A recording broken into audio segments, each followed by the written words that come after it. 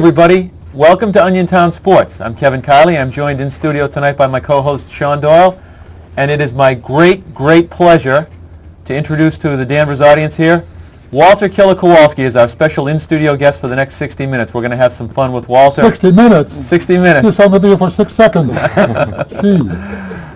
We have got a great show planned. We'll be asking some trivia questions, all wrestling related. We have got also Greg Decoff with us. Greg is a police officer in the town of Boxford. Is that right, Greg? Yep. And also has had in a prior incarnation, had a wrestling career. So Greg knows his way around the squared circle as well. We're going to have some fun. Killer, welcome. It's great to have you here. Thank you very much. You know, when I heard about this little town. Yeah. Which one was in Danvers? Danvers. I heard about this little town. Yeah. Boy, somebody had to put a wrist lock to bring me down here. I'm used to bigger towns than this. Well, listen, we pack a punch, though. Danvers packs a punch. Okay. The Oniontown's a tough town. The Oniontown is a tough town. I heard the town stinks. We wanted to have you down tonight and stir the pot a little bit. The sports scene in the greater Boston area right now is on a downer, so we figured we'd have you in.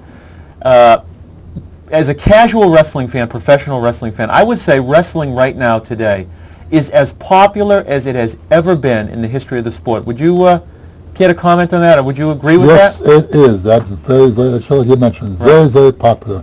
In fact, when you had football on Monday night, people watching Monday Night Raw subbed it up instead of football. Because there was more excitement. Right. And so there you are. Yeah. No, it's true, and it's the highest, one of the highest rated programs on all of cable television. And if you were to combine the ratings of the WWF and the WCW, you've got a huge audience watching wrestling every week. The WrestleMania pay-per-views get more action than any boxing or any other event that they run. That's right. I think there's one. Is there one coming up? Is there a WrestleMania coming up? Yes, there is one, the WWF WrestleMania. Right. I don't have an exact date. It's coming up very soon, isn't soon, it? yes. Yeah. We're going to ask our audience some trivia questions tonight, as I mentioned earlier, all wrestling related in honor of our guests here tonight. Sean, you want to fire a couple off to get the ball rolling here? Let's get started. Remember, we can't have our guests giving away any hints or any secrets. Okay. I'm sure these will be layups for them. Well, yeah. Well, these guys are the experts. In the 70s, the Executioners were the tag team champions of the WWF. Please name one of the two wrestlers who comprise this dominant duo. And the prize is one large cheese pizza at Giovanni's. Great cheese pizza down there. So the Executioners, behind those masks, what two wrestlers, what were their names? Okay. And they're both very well-known wrestlers. 774-1040 is the phone number. 774-1040. Who are the Executioners? I'm going to correct you. Walter, am I right in saying that in the 1970s it was the WWF, was it not? That's correct, yes. What was the actual name of the, what was it known as in those days? Who? It was the Worldwide Wrestling Federation, wasn't it? Right, and then in the 1980s, Vince McMahon shortened the name to the World Wrestling Federation. That's correct, yes. I want to go back a little bit because a lot of people don't know, your roots in terms of wrestling, and it's a very interesting story. How did you get your start? I just, wanted to find out from you what got you involved in wrestling, and were you an athlete as a younger guy playing other sports? Well, I wasn't playing other sports too much except in track and field. With a shot putter, discus thrower, and a javelin thrower. I won every time. And we were working out at the YMCA back home, and outside a little town outside Detroit called Windsor, Ontario, Canada. Right, heard of it. And we're working out there, and the amateur coach was also a professional wrestler, and he talked us into becoming professional wrestlers. So, baloney, I'm going to pay my own way through college. I said, hey, you don't have to work at Ford Motor Company, electrician. You can wrestle on weekends. He talked me into it. Well, the other wrestlers went on the road.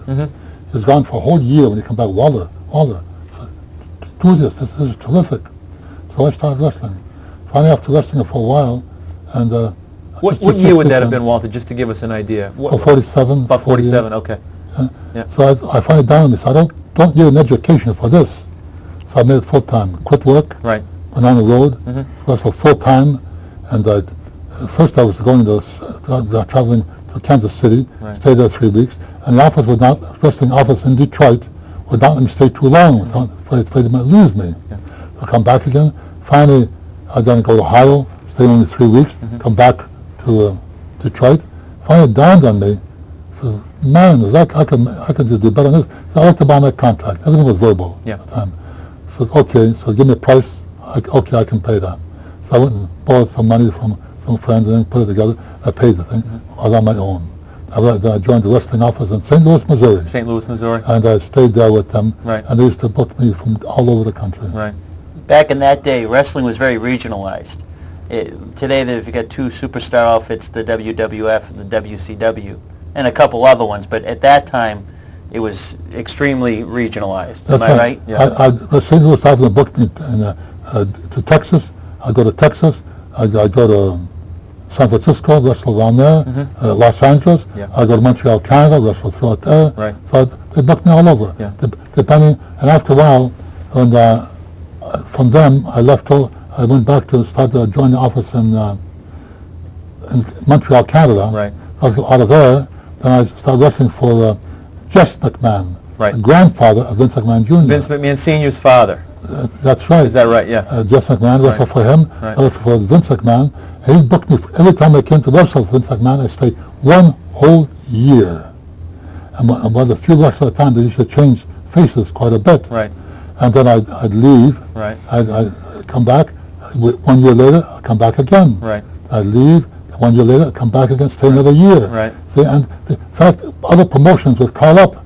We'd like to have Killer Kowalski wrestle for us. Well, he's available and give me a date. Right. And anyone else, well, you have to contact, he's going to be from another office. So I was booked a year ahead all the time. Let me take a call. We've got Steve on the line. I think he wants to answer the question and maybe say hi to you. Steve, welcome to the show. Well, thank you very much. How are you tonight? Very good, thank you. You want to take a crack at the question, or you want to say hi to our guest? I'll say hi to Walter. Hi, Walter. It's Steve Grabowski. Steve Grabowski. Yes. Hi. I am now a resident in Danvers. Oh, how about that? Yes. So you know Walter. Oh, I know Walter very well. Are you a graduate of his school? Yes, I am. Yes, he was Grabowski. Uh-huh. Yes. What did you wrestle? Did you have a wrestling moniker? Oh, I got a few names. Steve Thunder was one of them. Good. Yes. Yes. The answer to the trivia question? Sure. It's one of them was the great Walter Killer Kowalski. There we There go. it is, right there. I'm sure you know the other one, but don't hold off on that. We'll try to get another caller to... Okay, good. Okay. Yeah. Excellent. So that's a one large cheese pizza at Giovanni's. Great. I'll make sure it has no meat on it in lieu of Walter. That's right. He's a strict vegetarian for years. Right. Right. Okay. All right, Steve, hold on the line. You can speak to, who do we have? We have Sable out there answering the phone tonight, and she'll take your information, okay? Lovely, Sable. Thank you. Very much. Thanks, Steve. Nice talking to you again. Nice talking to you too, Walter. See, I remember you. I used to come visit you down there. Steve, when did you go through Walter's school? Oh, 82, 83. Yeah? Yeah. What was your specialty? Did you have any holds? Oh, I think Walter liked my drop kicks the best. Drop kicks, yeah? Yeah. Ah. Yeah. He used to walk down the street and just to keep it tuned up, he dropped people walking on the street. Steve, what was so special about Special Delivery Jones? I've never been able to figure that one out. Oh, that's a good question. That's before Sean's time. I never knew why they called him SD Jones. He always got his brains beat in. Yeah, well, he did a little on his own, too. Right. Yeah. Okay, Steve, hold on the line. Okay, thanks. Thanks for checking in. Thank you. There you go. There's an alum checking in. Graduate of your school. Is Steve still wrestling, to your knowledge? No. He's out of the game? Many of the people who watch this show, Walter, are younger than we sitting here tonight. For them, wrestling started when Hulk Hogan came on the scene. They don't know the names. We were talking about Don Leo Jonathan before. Bruno Sammartino might be vaguely familiar, but they don't really know who he is. And certainly names like Vern Gagne and Lou Thez were really the guys who got wrestling going. Are completely unknown. Would you just briefly tell me about Lou Thez? I know that he was special to you and helped you get going in your career. Yes, Lou Thez, he used to take me to the gym, Lou Thez, and teach me things that no one ever knew. And I was able to protect myself because of Lou Thez. Lou Thez had a reputation of being what they call a shooter. Mm-hmm. You'll have to define that, if you can, for our audience. Well, a shooter is a guy who can do anything in that ring and hurt another person and really cripple him. Were you a shooter, Walter? Yes, I had a reputation of being very, very tough in that ring. Okay. So my reputation was so great. I wrestled in Japan. They like test me out just to see how tough I really was. Yeah. So I put the Noki, had him carried out in the ring. They carried him out of the ring. Right. So they had put him next time in Japan. They put him against a big sumo wrestler. Right. They carried him out of the ring. They carried him out of the ring. And then, well, there was probably more than one person carrying him out of the ring. And something I'd like to interject too is Inoki was the one that held Muhammad Ali to a 15-round draw. That's right. And Walter got the best. The famous wrestler versus boxer. Back So put two and two together, what would have happened if Killer got a hold of Ali? The second Walter got his hands on Ali would be finished. It would be all over. When he was training to work out with some of the wrestlers to get the idea, he signed me. He said, "I want to have nothing to do with that guy," pointing at me. Yeah. Nothing to do with it. We were in Philadelphia at the time. Yeah. Let's see what Tom. I want to just pick up Tom here. Tom might have the answer to the second part of our question. Tom, welcome to the show. Hi, how you doing? Fine, thanks. Say hi to Greg Decoff and Walter Killer Kowalski. All right, Hey, Tom. Greg, it's a pleasure, Killer. Thank you. You want to take a shot at the trivia question? Sure, I'd like to take a stab at it. Is it Bruno Sammartino? No. No. Oh, He was not an executioner.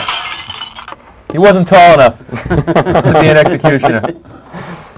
Tom, how old are you? I'm 28 years old. You remember Walter? Oh, I sure do. Yeah. He had some great matches in Boston Garden, some of the old. You had some great matches against Bruno Sammartino, some of the other great wrestlers of that time. When I was wrestling in the Boston Garden, that's when we had the television we were doing, black and white television, live television. At the time they didn't have the equipment for filming. And big signs 2 weeks before the show, sold out. Big signs, sold out, no tickets left for wrestling. That was the main event. Yeah. So I go sure that I did sell out the Boston Garden over and over again. We were talking before the show about how wrestling has evolved over the years, and it's a first of all, it's a sport that's populated by very skilled athletes. I mean, you simply don't jump off the top rope as you used to do and not be a skillful athlete. Who was the first wrestler who really brought the theater, the whole, help me, Sean, what am I looking for here? He was the guy that brought the show to wrestling. Some people might recognize the name we were talking about before. I would say Gorgeous George. Gorgeous George. Yes. Yeah. He brought wrestling, he used television for what it was. Right. A form of advertising. Mm-hmm. That's why the show is dull. No advertisers want to even put any commercials on. Why? Because nobody's watching it. Right. So you have to use it for what it is. A form of advertising. So you have to put on tremendous shows on that attracts the people's attention. So you do that, people are watching, you have a big crowd, the ratings are skyrocketing into the air, and the advertisers are standing in line to get in. Right. So that's the whole thing. Gorgeous George knew what it was for, used it. You took ordinary wrestler, like George Wagner. Right. He dyed his hair, and the whole idea was his from the very beginning. And there was another guy too, Nature Boy Buddy Rogers. Right, Buddy He Rogers. also very, very good in that direction. Right. So utilized what it was, and that's how it got started. Beginning, yeah. Sean, want to pull out another trivia question, and we'll keep the ball rolling here? You're talking about we'll throw out another trivia question. We were talking about selling out arenas. Well, what was the main event for the only wrestling show at Fenway Park which sold it out? Who were the two participants? Wow, I don't... Fenway Park. Fenway. That's a baseball game. Right. Yeah, well, they had a wrestling match there. A wrestling match in Fenway Park? Yeah, believe it or Never not. heard of it. All right, well, there were two guys, and what was the main event? And we're That talking was, probably you know something too, that was the first wrestling show I ever attended. late 60s, Greg? I'd say probably about 60, 68, maybe 67. Okay. Really? Yeah. I didn't think about it. Yeah, no, okay. That's amazing. Nobody invited you? Wink, wink. No, but Can you imagine that? No, Wink, wink. nobody told me about What's it. this will coming I must have been out of the country maybe. Maybe I was, I don't know, someplace else. We got a prize. Correct answer, 8 batting cage tokens at extra innings in Middleton. Can I take a shot at that? We'll put it on the board for a little while, Greg. 774. Greg's got some inside knowledge here. Right, he does. He's got an unfair advantage. 774-1040 is the phone number. 774-1040. If you want to check in, you want to say hi to Walter Killer Kowalski, Greg Decoff, answer the trivia questions, get on board. We also have the other half of the Executioners is still out there. And the other half We know of the Mr. Kowalski was one half. Right. Who was the other half? Okay. Want me to tell you? No. Oh, okay. Maybe one of the few wrestlers that you looked up to in your career, Walter? Little, no pun intended? Oh, really? One of the few that you might have looked up to. Oh, wow. It wasn't Skylar Lowe. And it was not Little Beaver. You know, Greg, I'm glad you mentioned that because it's something interesting. I've always been fascinated by wrestling. Wrestling was one of the first sports that really allowed everybody to come. I mean, no one was held back. They had women wrestling. I remember the Fabulous Moolah for years and years, was the women's champ for years and years. As long as you were a skilled athlete, you could wrestle. Am I right? Yes. They had, I don't know if it's politically correct to refer to people as midgets, but small people. Minorities of all kinds. I mean, Bobo Brazil was one of my favorite wrestlers. S.D. Jones. Yes. We had people from South America. Pampero Firpo. Where was he from? The Wild Bull of the Panther? Yeah, Wild Bull of the Panther. Argentina. So, I mean... Yeah, it was the sport of the world. Rocky, it was the sport of the world. There were no boundaries, no racial boundaries, no boundaries of gender or anything like that. And almost every nationality could identify with everyone. The Italians, Bruno Sammartino, the Puerto Ricans, Pedro Morales. Right. There was always someone you could identify with. Yeah, I don't even know these names some of you guys are mentioning. Wow. Pedro Morales. They were long before you, so. Long before you, yeah.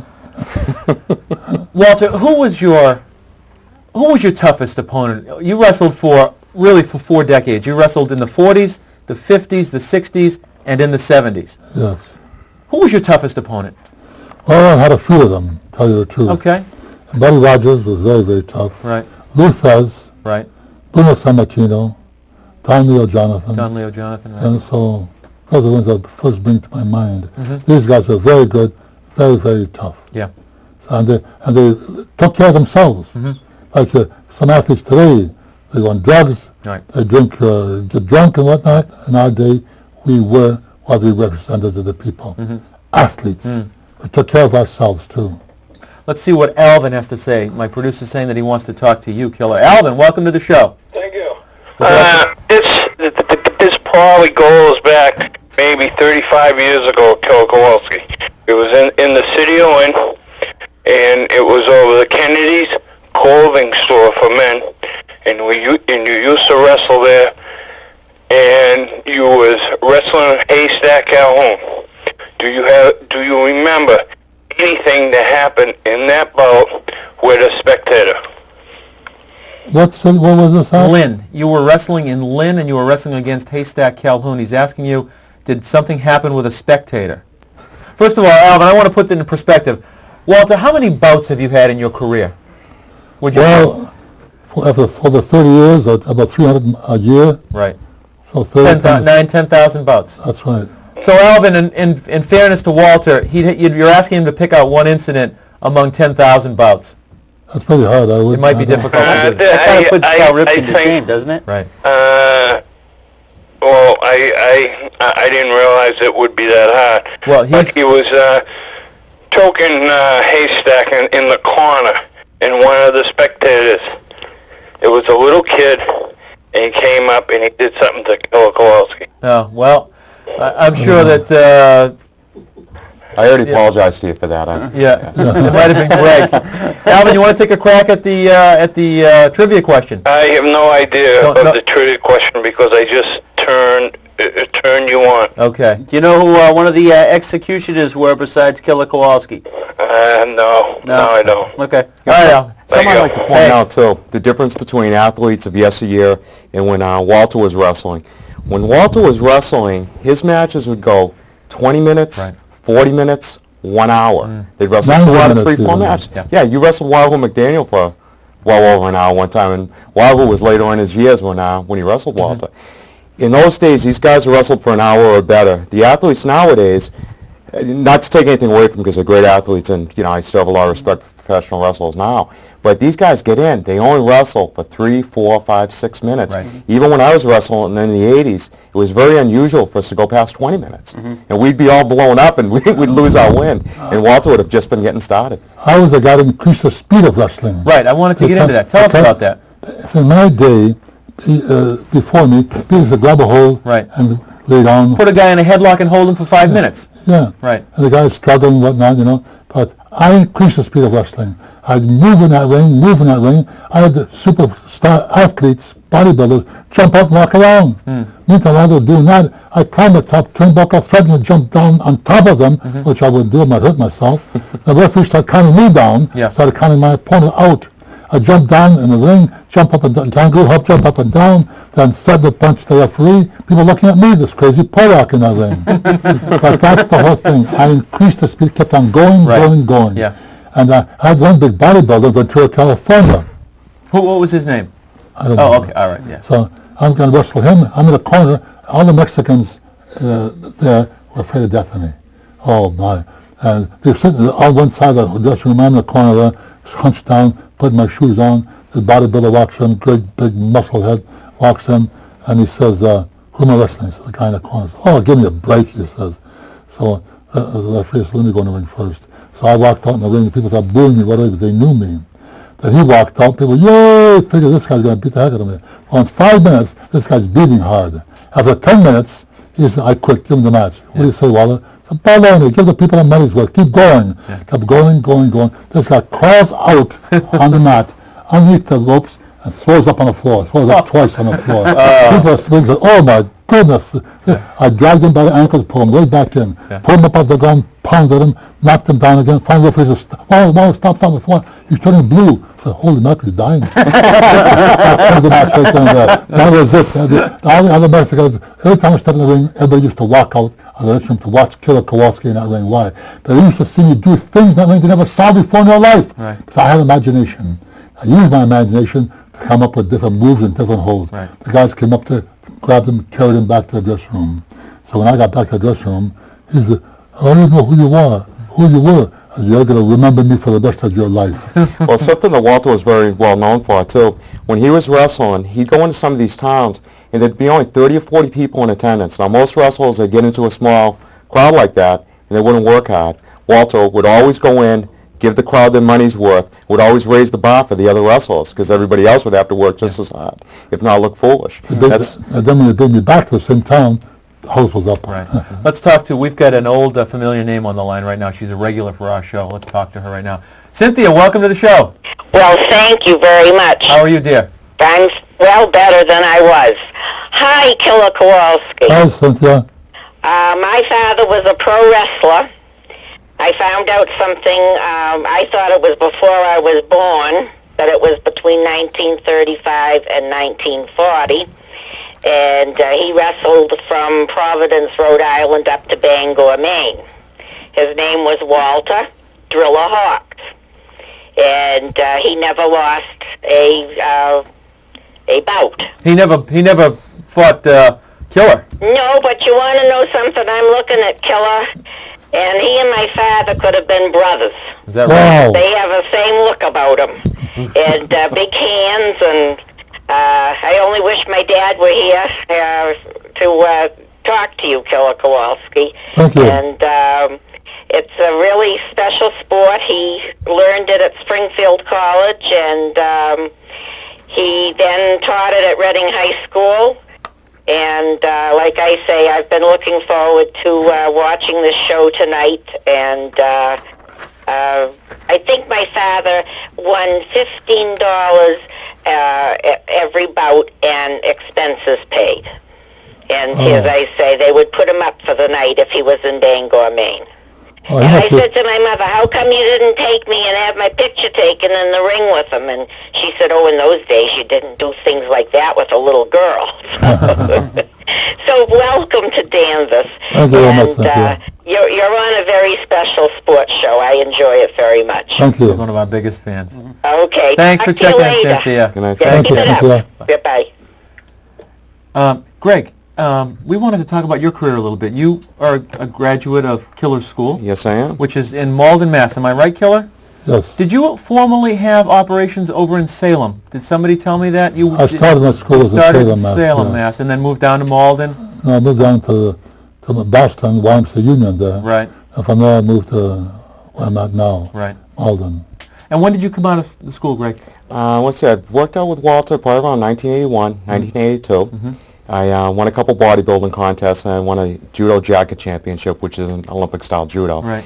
And I was doing a pizza strength demonstration down Liberty Tree Mall in Danvers. I was laying on the ground. A friend of mine was going to pick up a car and drop it on my stomach. And Walter just happened to be there signing autographs that day. He was one of the guests. And so we started talking that day. He invited me up to the school. And then I worked out with him for probably about 6 months to a year. And then he got me booked up in Montreal. And I worked up there for a while. And it was tough on me going up there. But I went up. They expected a lot of me because I was a protege of Walter. But one of the advantages was coming from him and him having a reputation as a shooter and being a tough guy. I had a reputation as a tough guy, and I never did anything to prove it. So it kind of made it easy on me. And from Montreal, I came down. I worked for him, and we had the tag team championships down here, and then went to Texas and I went to Florida. And traveled around a little bit. And that's a good point. We've talked about the WWF and now the WCW, which is Ted Turner's competing league. But there's a lot of wrestling that still goes on the regional level, isn't there? There's a lot of wrestling local shows. A lot of independent promotions. Right. They're not huge, big, but they're caught up with WCW, and they can use one or two of their wrestlers to have draw the crowd. Right. They'll try to get one or two wrestlers from WWF. Right. And of course, they have to pay to get the superstars, have to pay big money. Right. So you have to try to, usually telemarketers work the crowd, right. help with drawing the crowd and the people and that. Mm-hmm. So I do fundraisers for people, for firemen's associations and the police associations. Mm-hmm. I try to do fundraisings for them. Mm-hmm. I helped out, and I've done good shows. Yeah. One time, people used to, not one time, quite often people come up to me and say, boy, your wrestling shows you put on much better than what we see on TV. Right. Thank you very much. Right.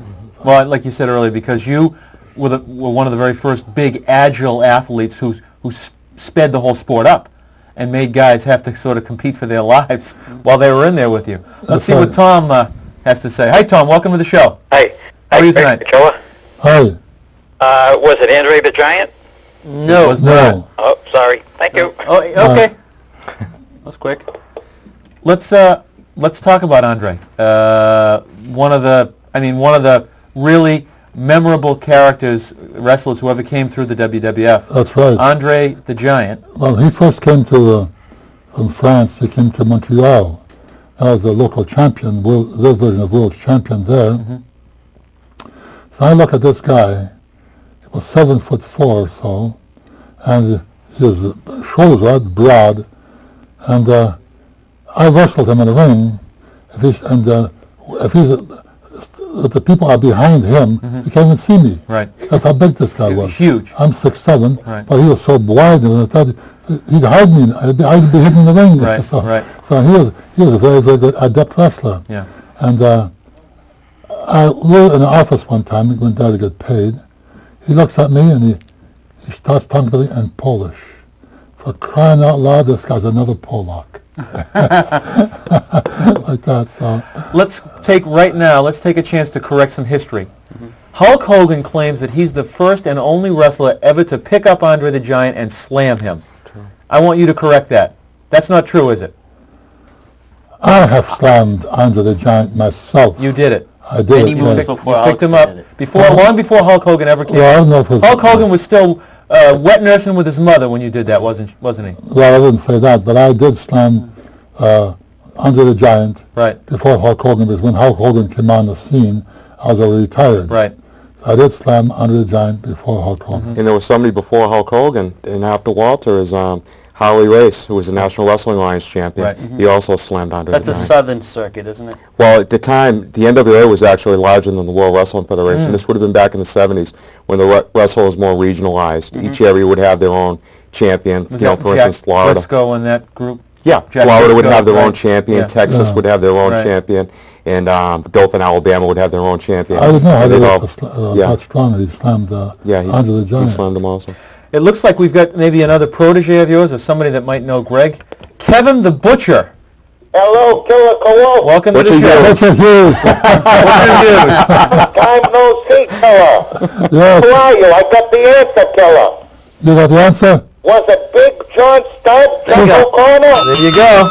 That's him. That guy, I like that Chuck Big O'Connor. John Studd. Wasn't he a big guy, Killer? How's that? Big John Studd. He was great, wasn't he? Yes, he was. I got him first started in wrestling. let me tell There's you a bunch in something. I miss you California. down in Salem, I thought and Salem. everybody over in Maria's Pizza in Beverly wants to say hello to you. Thank you. We miss you, Walter. Thank you very much. And I'm glad you're wrestling. These guys today, Hulk Hogan and all the rest of them, they couldn't carry your bag. That's right. Oh, wow. I couldn't agree with you more, Kevin. Very Let me much, tell you Kevin. something.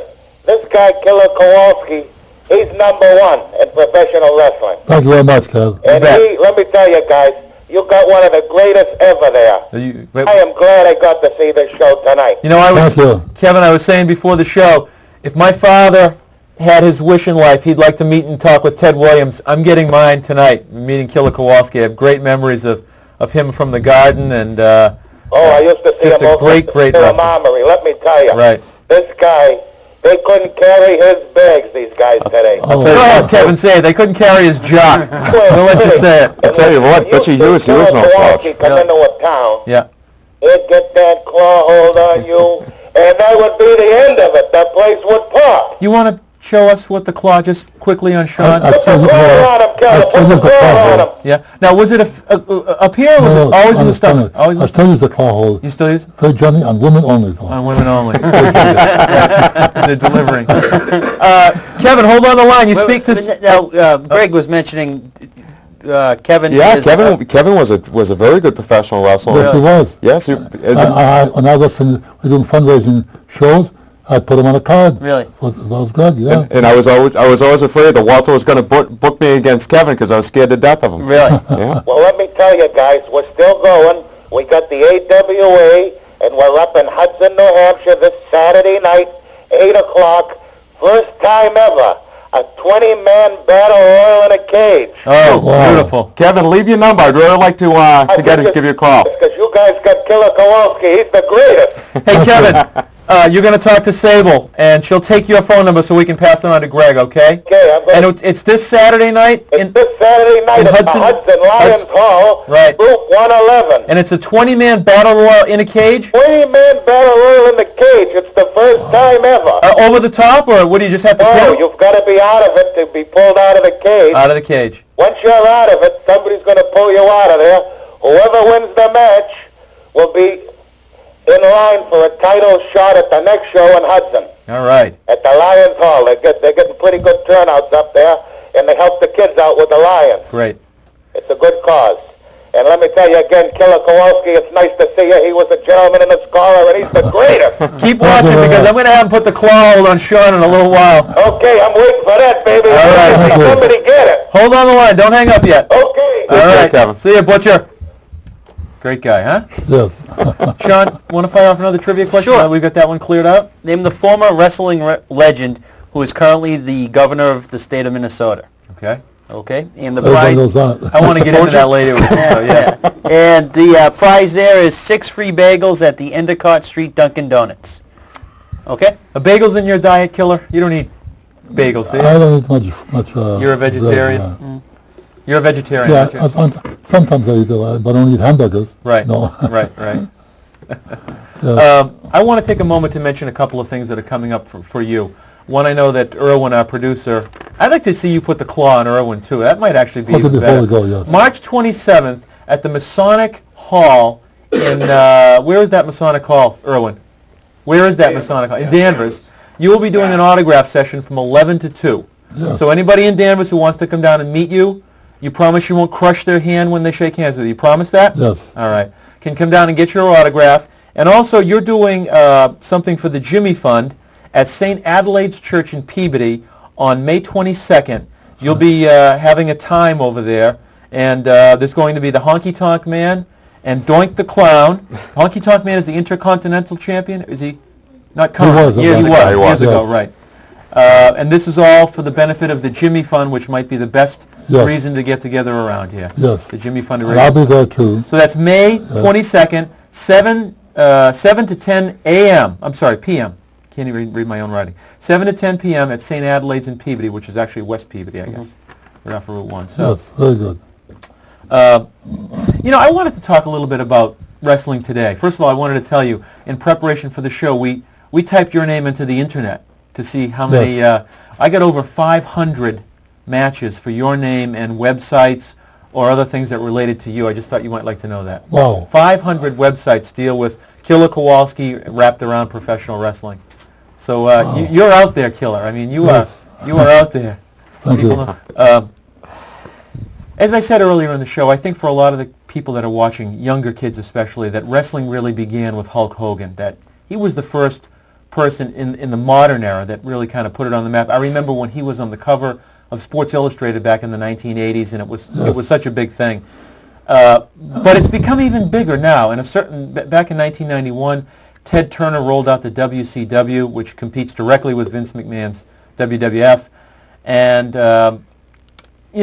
I was watching last night. I was sitting at home with my wife, and I made her watch, and I was telling her I was doing a little show research, and I've got to be honest with you, Killer. Watching the shows last night,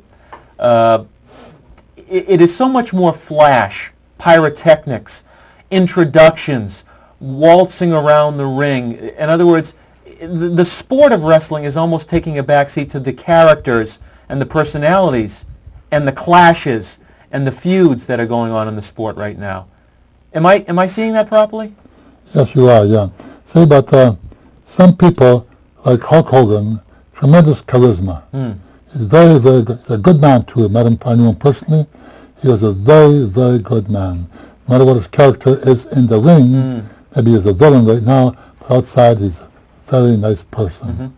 And I think someone asked me, I was on a TV program one time, if I was to wrestle Hulk Hogan, and I was in the shape I was in my day, how do I make out against him?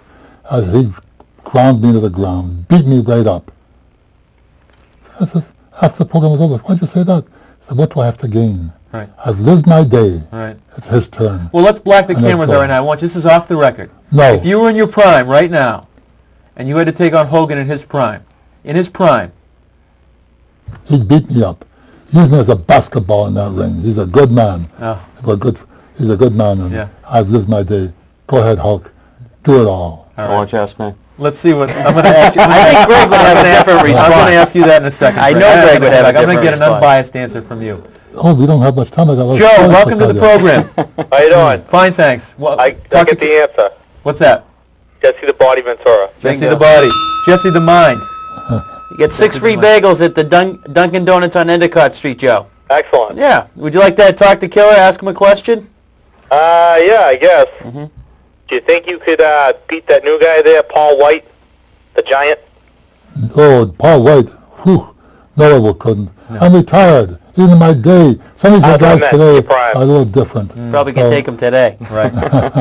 We shook his hand coming in, Joe. Let me tell you. He put that claw hold on Paul White. The guy wouldn't know a wrist watch from a wrist lock. Joe, hold on the line, okay? Okay. All right, thanks. Did he get that? We got another one on the line, Erwin? No? Okay, all right. You want to throw another trivia question out there? Sure, let's... All right. We're still alive out there. Let's throw another one out. What minor league professional sport did Macho Man Randy Savage play before becoming a wrestling superstar? All right. Okay? And the prize there is an Oniontown t-shirt sponsored by Doyle Insurance Agency. Greg, in his prime, Walter Kowalski versus Hulk Hogan, how would that match go? Well, when I was working, I'd say the toughest person that I ever met or saw in the ring was Bruiser Brody.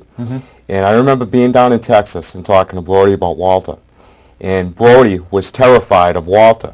And believe me, Hulk Hogan was terrified of Brody, God rest his soul. And I don't think Hulk Hogan would last 10 minutes with Walter. Really? It wouldn't be much of a Absolutely match. I agree. I want to digress a little bit, tell you some of my experiences I went through. I'm going to ask you specifically because before there was Mike Tyson biting ears.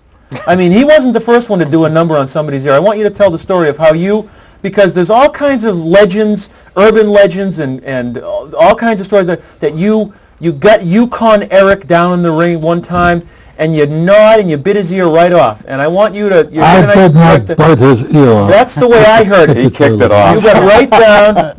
You didn't bite it off? No. One of the moves I did was a knee drop off the top rope. Sean, lay down right there. Right. I had Yukon Eric. I tied his leg over the second rope, his toe underneath the bottom rope, and he couldn't get out. So referee, as hard as that made, to untie his leg. Meantime, I climbed the top turnbuckle. Right. And I leaped off the top turnbuckle. It shows it right here. Let's see. Can they get a shot of that, Anthony Might or be kinda tough Mark? Can to- you get a shot of that? We zooming it over. That's a shot of Killer Kowalski coming down on Yukon Eric, and this is the referee getting out of the ring, just getting out of the way. That's me right there. And when I came down, Yukon Eric saw me coming down. He moved away. He had very bad cauliflower ears. My shin bone creased his cheek tight, hit the edge just like, and he whipped it off the side of it and rolled right across the ring. It rolled the ear. It rolled right across the Right ring. across the ring. Yeah. Here's a picture, and all he had left was a lobe. Left here, just a lobe. There's a picture of Yukon Eric Yeah. with the top of the whole ear Going over missing. here to You get our a shot of that, cameraman Mark Mark, again. can you come in on that? The one. See the left ear on the side?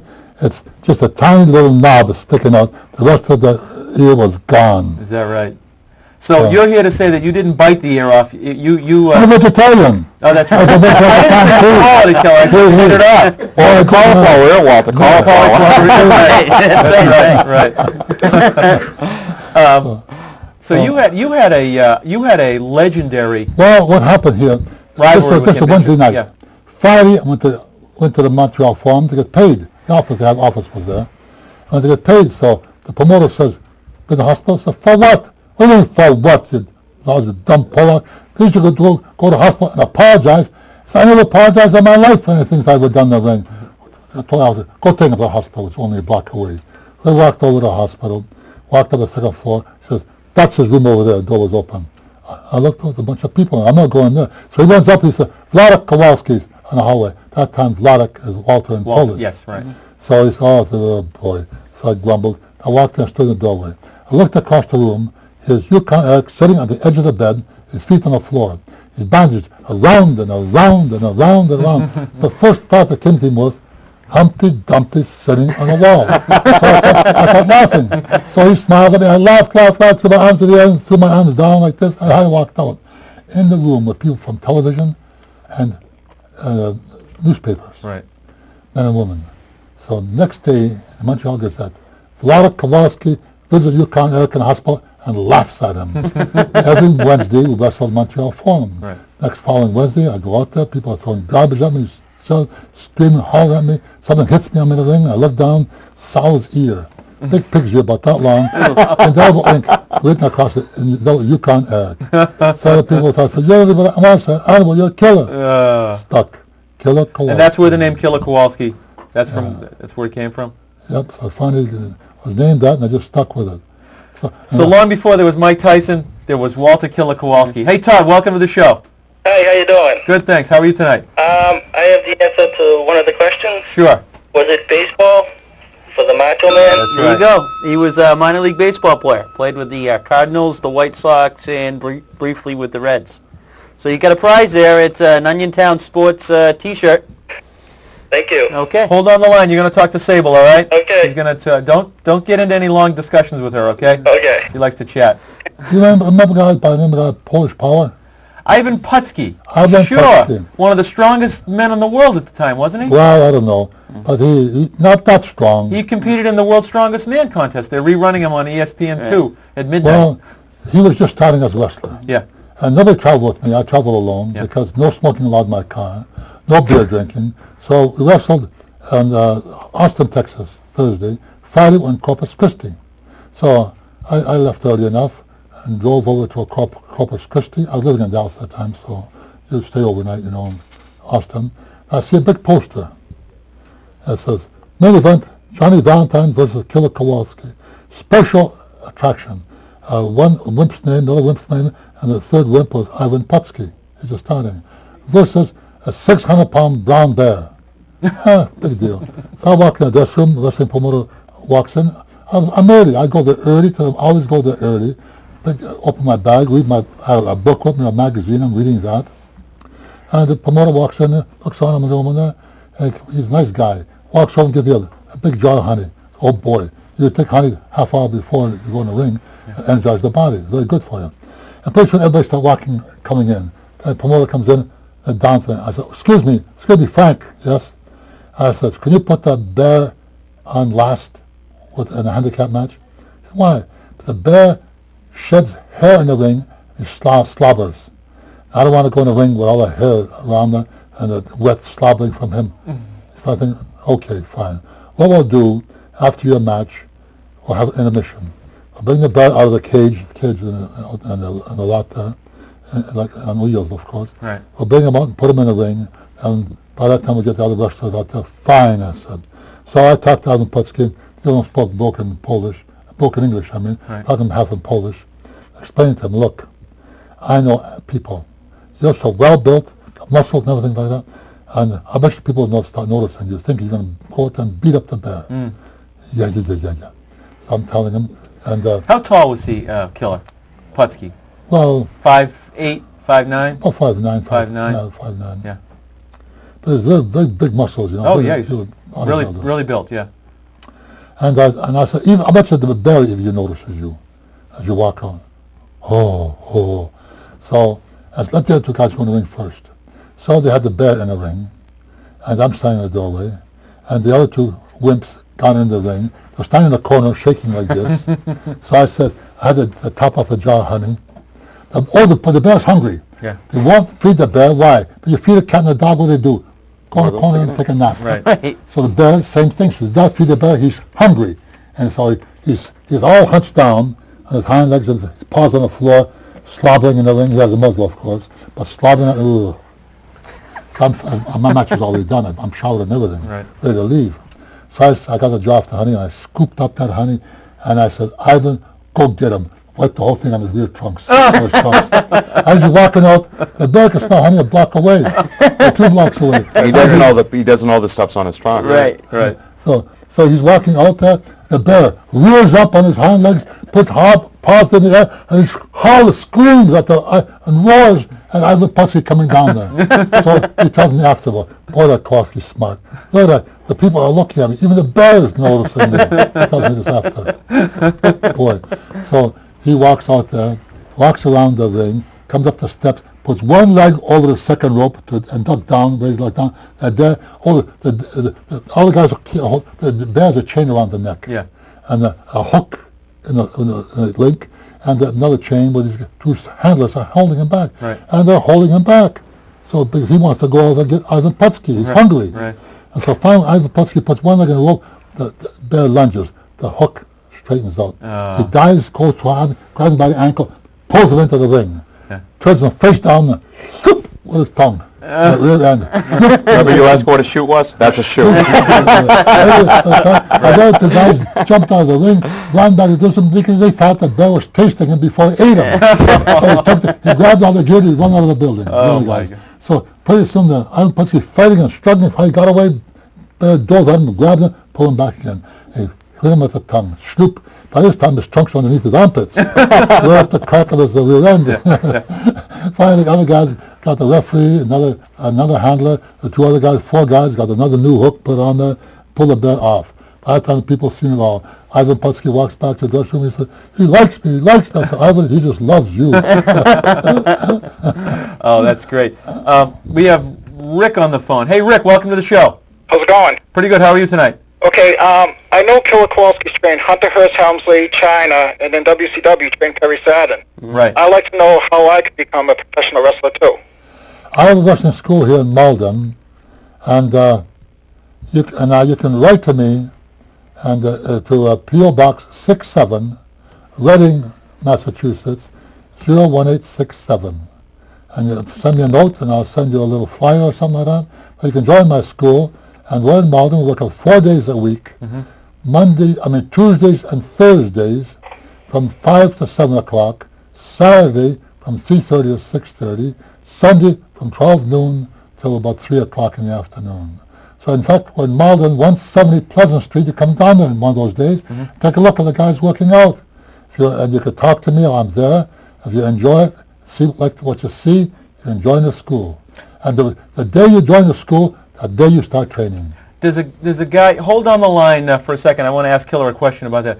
Does the guy have to be a 200-pounder or a 240, 50-pounder? I've got wrestlers who only weigh 165, 170 pounds. Right. They're very athletic. See, when I was using cruiserweights, using smaller wrestlers. In my day, they all want big giants. Right. In there.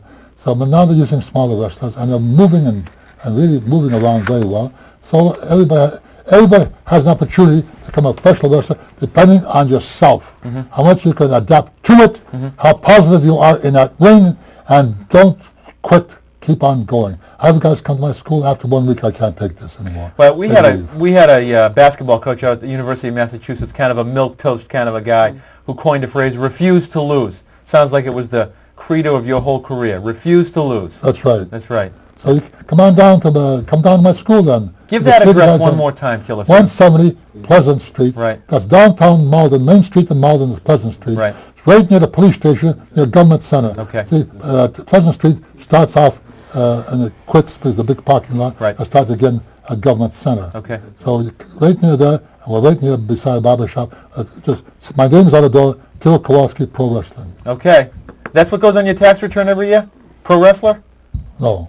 Got the description? Okay, thanks for checking in. Okay. Bye-bye. You mentioned, sorry, I'm interested in this. Yeah. We saw China on Raw last night. Yeah. She's a product of your school. Yes, I trained her, yes. How did you find her, and how did she find you? And I've never seen a woman built like that before. Well, Nicole Bass. Here's a woman, she could bench press over 300 pounds. Very, very strong, very, very powerful. And she came down to my school one time, and she found out where I was at. She came down, saw the guys working out, a couple of girls working out. She says, can I join your school? I said, yes, you can. And she's very, very She was strong. big at that time? She was very powerful. Yeah. I said, how tough are you? She flexed her bicep. It was like that hard. I said, holy mackerel. What do you do? She says, I dance, and I'm a bodybuilder, a weightlifter. I said, holy mackerel. Yes, you can join my school. She became my world champion. That's one of those code word job descriptions, dancer. No, she actually was She's a dancer. dancer, yeah. She was dancing in clubs one night, you know. Yeah. She was very, very athletic, very athletic. Right. I was very, very proud to have her as a student. Yeah. So I trained her. Look what she's got now. She's big time, real big time. Real big time. There was one other wrestler I wanted to talk about a little bit. They used to call him the big man from Morgan's Corner, Arkansas. And of course, none other than Haystack Calhoun. Anybody that's been a fan of wrestling over the years knows who Haystack Calhoun was. He had a great career here in the WWF in the Eastern United States. Tell us anything.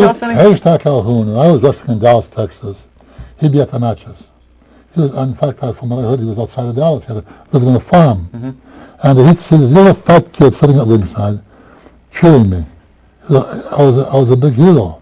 And later on, to become a wrestler, he told me, I used to watch you all the time when I was a kid. I said, boy, you're a big kid now. He's 6'5" this way, 6'5" this way. So he started wrestling professionally. The first time I met him actually was in Los Angeles Airport. We all met there. There was Fred Atkins from Australia, Pat O'Connor from New Zealand. We had a Mexican wrestler. Well, there was 8 of us, all met at the airport in Los Angeles. We're all taking Japan Airlines because they catered the wrestling office, and we're going to Japan. Right. So they catered the wrestling office, and all our seats, each wrestler had a seat on the aisle. 2 seats beside us were empty. So, and our plane was full, except for us. Long flight to Japan coming up? Well, actually, we had to refuel in Honolulu. Right. Because at that time, the 707 didn't have the range. Today, from Chicago, non-stop all the way to Tokyo in Japan. What did Calhoun weigh when he wrestled? He wrestled under the weight of 601 pounds. 601 pounds. He was real big. Big guy. Big guy, yeah. So, we all got off the plane. It was 1 hour between we take off again. I lived in Hawaii, in Honolulu, for Waikiki, actually. And that's part near Honolulu. And so I knew what it was like. And I knew the airport. Airport was an immigration center. When anybody coming from overseas, Asia, Japan, or Australia, had to go through customs and immigration right there, Honolulu. Right. All the planes stopped there. Yeah. So I went over and got a bunch of magazines, come back, we're ready to board a plane. Here's Haystack. Boy, I could live here forever. Man, I love it here. I just drank a quart of pineapple juice, a quart of papaya juice, a quart of guava juice. Boy, I love it here. So I'll board a plane. So I'm sitting there reading magazine, but 2 hours goes by. I see the stewardess run by in panic. Went all the way down the aisle. I looked down into the cockpit. I said, pretty soon she comes running back. A few minutes later, she's walking by me, trying to stop from laughing. I thought, what's going on? So I turned around, and here's what I saw. I saw two of the wrestlers. Each, the galley was in the back of the plane. Right. Plus the toilets. Right. And I looked up and I saw two wrestlers, one standing on a seat on one side of the aisle, another wrestler standing across the aisle, another seat, holding a big blanket, blocking the entrance to the galley. So I looked over and I said, "What's going on?" The other wrestler said, "Haystack had to take a biggie." I had to take a crap. So I said, "Well, how's he going to do that?" I mean, his aim is, if you bent over, his aim is not that good. Those toilets and airplanes are not that big. They're only that wide. 12 inches wide. So I mean, his aim wasn't that good. Right. So I said, "How's he going to do that?" He says, "We don't know." So pretty soon I said, "Holy mackerel, what a stink!" This guy has a period once a month, you know, a crap period. Yeah. So they dropped the blanket. Here's what I saw. Haystack Calhoun, nude, standing inside of a mailbag, holding his hand on the mailbag with one hand, his arm in the galley over the other hand. He can't squat that much. He just barely squatted. He crept into the mailbag. Once a month, that's pretty stinking. So the people at the back of the plane, they dropped the blanket. The people like, "Oh my God, what a smell!"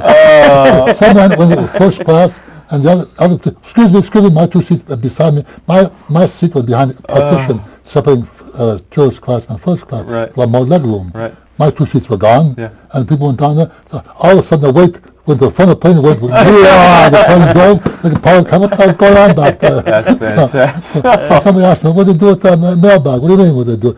"Said the wrestling office." Right. No one else wanted it. Well, it's great being on your last show, guys. They got the 7-second delay on that, didn't they, Earl? Yeah, one. We are wrapping it up, believe it or not. Our time is coming to an end. I wanted to just ask you one last question. Sure. Over the weekend, at the end of last week and over this weekend, New England Cable News did a special on Vince McMahon Jr. Oh. Vince McMahon has been, of course, the driving force in the WWF and is now the owner of, I don't know what Titan Sports is. It must be the parent company of the WWF, but he had a very interesting background. Do you know Vince McMahon Jr.? Yes, I met him a few times. Yeah. Very, very good man. Nice very man. nice man. Yeah. Very. In fact, he was so polite to me. Every time comes up to me, he calls me Mr. Walter Kowalski. "Hey, I'm Killer Kowalski." Mr. Kowalski. Yeah. Wonderful person. Very nice guy. Has the advent of the new league, being the WCW, has it been like years ago when they created a new football league? It allowed some players some additional leverage to get more money out of their current owners. Has the WCW allowed the WWF wrestlers and vice versa to share in the wealth? This is a multi-$100-million enterprise. They're very now. independent two promotions. Yeah. Ted Turner has WCW, Vince McMahon has Titan Sports, and WWF. Two guys are very independent. Turner does his thing, or whoever handles the office for Right. him, and they do their thing. Vince McMahon does his thing. And he comes up with the ideas. He's a very brilliant man. Comes up with ideas for different matches, how to put different shows together. Right. He's very, very good. Nice. Well, our time has flown by. I can't believe we've been here an hour already. It's been a real thrill for me. Really appreciate you coming down. Greg, please, thanks for coming down Thank you and very much joining for us. having me. Killer, go ahead. Give it to him. No, come on, Stand up, come on. Sean. Everybody, we'll see you all in 2 weeks. I hope you enjoyed the show. Hope you enjoyed Walter Killer Kowalski and Greg Decoff. This is all we got today. Greg, Don't fall for that. Hey, he knows better. See you all in 2 weeks. Please, no autographs as we walk out. See you too, everybody. Good night.